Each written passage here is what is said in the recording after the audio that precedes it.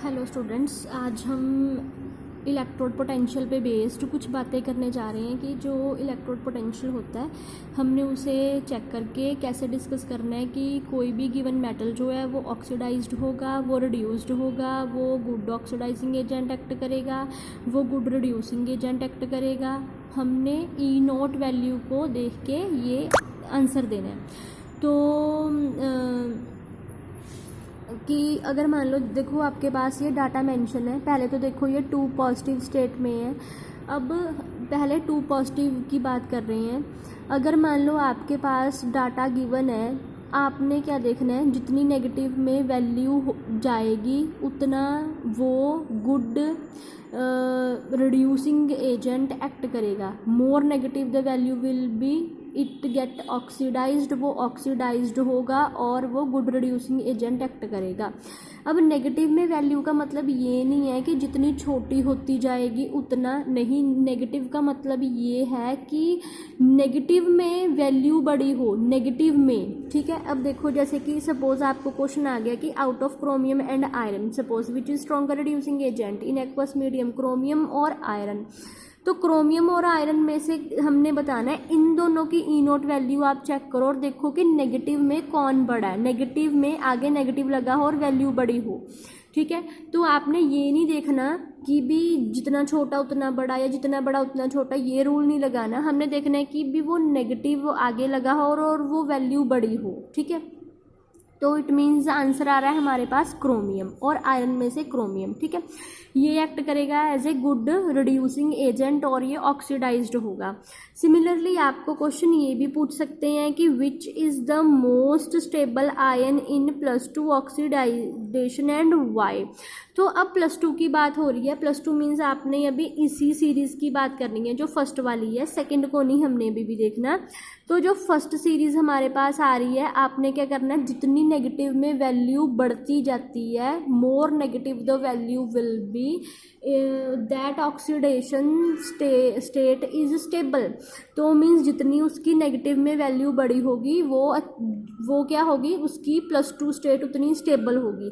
अब देखो नेगेटिव में बड़ी किसकी है, -1.18, तो -1.18 बड़ी है, इसलिए मैंगनीज 2 पॉजिटिव जो है वो स्टेबल ऑक्सीडेशन स्टेट है। अब नेक्स्ट आ जाते हैं। अब हमने बात करनी है 3 to 2 पॉजिटिव की।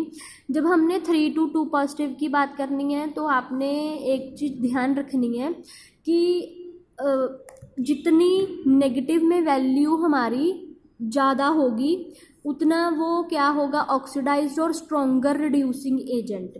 बट इसके साथ एक बात और भी ध्यान रखो कि उसकी +3 स्टेट जो है, उसकी +3 स्टेट जो है वो मोर स्टेबल होगी। +3 स्टेट उसकी मोर स्टेबल होगी। ऐसे ही जितनी मोर पॉजिटिव होगी वैल्यू वो रिड्यूस्ड एक्ट करेगा और उसकी +2 स्टेट जो होगी वो मोर स्टेबल होगी, मोर स्टेबल, ठीक है। अब देखो, अब हमने क्या करना है, अब हमारे पास ये जो है इस सीरीज़ की बात करने जा रहे हैं। फर्स्ट क्वेश्चन आ रहा है कि स्ट्रॉन्ग रिड्यूसिंग एजेंट बताएं। स्ट्रॉन्ग रिड्यूसिंग एजेंट के लिए जितनी नेगेटिव में वैल्यू होगी ज़्यादा, मींस मोर नेगेटिव। तो नेगेटिव में पहले देखो ये सारी पॉजिटिव है, ये नेगेटिव है, तो इट मीन्स सीधा सीधा दिख रहा है कि जो क्रोमियम है वो स्ट्रॉन्गर रिड्यूसिंग एजेंट एक्ट करेगा। फिर आपको ऑक्सीडाइजिंग एजेंट की बात आ जाएगी कि जितना पॉजिटिव होगा ज़्यादा। अब पॉजिटिव में भी वैल्यू जितनी बड़ी होगी उसकी, अब पॉजिटिव में वैल्यू मीन्स 1.97, 1.57, तो 1.97 बड़ा, इट मीन्स कोबाल्ट जो होगा अब ये क्या एक्ट करेगा, as a stronger oxidizing agent. फिर आपको, अब मैंने अभी बताया कि ये भी क्वेश्चन पुट हो सकता है कि जो जैसे कि इन सभी में से +2 स्टेट किसकी मोर स्टेबल है। तो अभी ये पूछेंगे कि क्रोमियम 2 पॉजिटिव या क्रोमियम 3 पॉजिटिव मोर स्टेबल है, मैंगनीज 2 पॉजिटिव या मैंगनीज 3 पॉजिटिव मोर स्टेबल है, इन दोनों में से बताओ। तो आपने ध्यान रखना है जो एक्ट करता है एज ए ऑक्सीडाइज्ड उसकी +3 मोर स्टेबल होती है, जो एक्ट करता है एज ए रिड्यूस्ड उसकी +2 मोर स्टेबल होती है, ठीक है। तो इट मीन्स अगर मान लो हमने बोला है मोर नेगेटिव, तो इट मीन्स इसके केस में इसकी +3 मोर स्टेबल है। अगर मान लो मैं बोल रही हूँ कि कोबाल्ट जो है कि ये एज ए रिड्यूस्ड, तो इसकी +2 स्टेट मोर स्टेबल है, means cobalt 2 positive. I hope आपको इस टेबल को यूज़ करना आ गया होगा, how you can answer the oxidizing and reducing agent regarding question. बस आपने मेन इन बातों का ध्यान रखना है। Just note it down on your notebook. Thank you.